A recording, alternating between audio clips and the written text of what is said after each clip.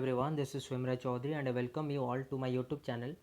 So today we'll be discussing about classification of marriages under Muslim law, and this is the part 3 of the series of marriage under Muslim law. If you haven't watched the part 1 and part 2, I'll be providing the link of those two videos in my description box. Do go through those two videos because this video will be more easier to understand now.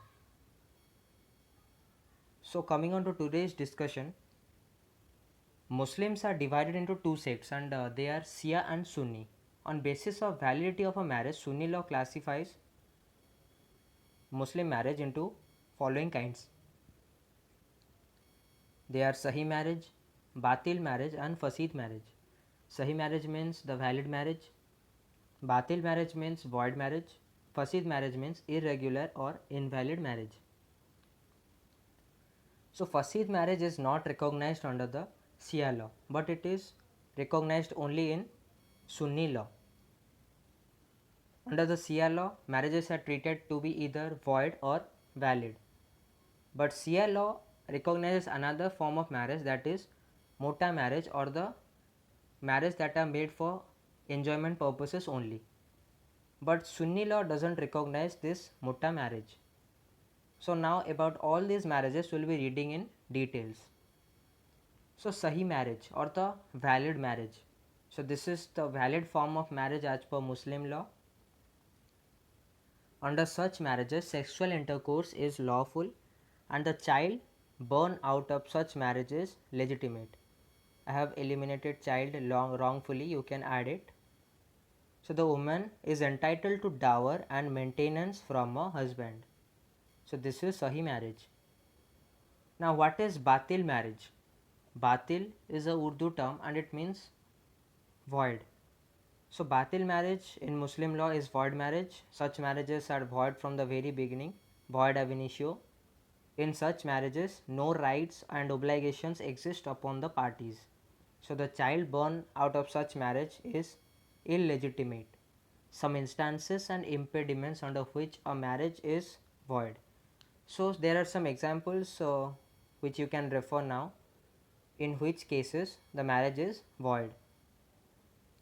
If one marries someone from the blood relationship or with someone from the prohibited degrees of relationship, that is consanguinity, affinity and fosterage, then that is a void marriage. Marriage with fifth wife renders the marriage void. So Muslim law allows a man to marry 4 wives only. So if he is marrying a fifth one, then that will be a void marriage. Marriage with a non-Muslim is also a void marriage. Second marriage of a woman who illegally has a legally recognized husband, or the second marriage of a woman whose marriage is still subsisting with her first husband, then such marriage will also be void or batil marriage. Now moving on to the irregular marriages or fasid marriage. So these are the irregular marriages. So when a marriage is conducted by violating certain or partial conditions of a valid marriage, it is called irregular marriage. If the irregularity can be removed from the irregular marriage or the fasid marriage, the marriage becomes valid when that irregularity is removed. Such marriages are voidable marriages, not void marriages, or they are not void from the very beginning, that is void ab initio. Some examples we can say of fasid marriage: they are marriage contracted without any witnesses, a marriage of a woman who is still observing the iddat period. So a marriage with fifth wife is also a void marriage and also a irregular marriage. So it depends on the conditions of the marriage. It can be a void marriage as well and it can be a irregular marriage as well. Some may be having or some doubts in this point. I'll be discussing it. So a man may not marry at the same time two sisters or a mother and her daughter. So if a person is marrying two sisters at the same time, then that will be a irregular marriage. Or if he is marrying the mother and her daughter at the same time, then that will be also a irregular or fasid marriage. Now this leads us to the last form of marriage, that is muta marriage. So this marriage is only recognized under the Shia law. Under Sunni law, this marriage is not recognized. So mutta means enjoyment. Mutta is a Muslim term or a Urdu term.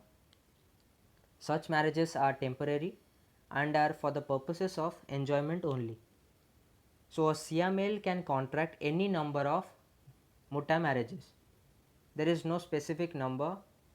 A Shia male can contract n number of mutta marriages. A Shia male may contract mutta marriage with a Kitabiya female. They are Muslims, Christians or Jews. So a Shia male can contract Kitabiya females, that is Muslims, Christians or Jews. If he is contracting a marriage with a Hindu, then that will be a void marriage because Hindus are not Kitabiyas. A Shia male may even contract a mutta marriage with a fire worshipper. A Shia woman cannot contract a mutta marriage with a non-Muslim. So this is a very important thing as well. So there are some important conditions that need to be satisfied for a mutta marriage, and they are: period of cohabitation must be fixed. So the period of cohabitation must be fixed. It can be of one day only, several weeks only, for a month, for several months, for a year, for several years as well. But the period should be fixed in the contract. Some dower must be paid and that should be specified, otherwise the marriage will be void. So this was all about the different kinds of marriages in the, or the classification of marriages in the Muslim law. So I want you all to subscribe my channel, like the video if you like it, and also share it with your friends because it will motivate me to create more and more videos for you all. So I will be providing the link to my Telegram channel, and do join my Telegram channel as well. And if you are searching for legal updates, then I will be giving the link to the channel of Legal Fumes and you can join them. They are updating about the legal world, and also they have some competitions as well. They are also conducting some competitions, you can participate. So this was all about today's video. Thank you, have a nice day, stay home, stay safe.